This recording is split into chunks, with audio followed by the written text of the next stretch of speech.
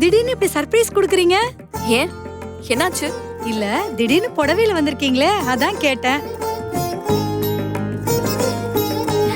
ஏன் நான் புடவை கட்டக்கூடாதா? ஐயோ அப்படி சொல்லுவீங்க மேடம்.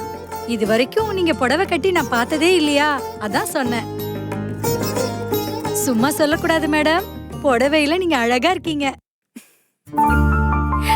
யூனிஃபார்ம்ல நீங்க அப்படியே துர்கை அம்மன் மாதிரி இருப்பீங்க.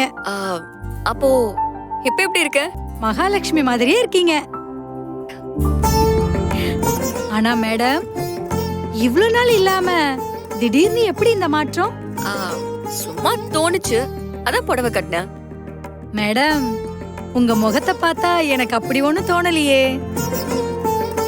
உண்மையை சொல்லுங்க, யாரோ உங்களை புடவை கட்டினா அழகா இருக்கேன்னு சொல்லிருக்காங்க. அதனாலதானே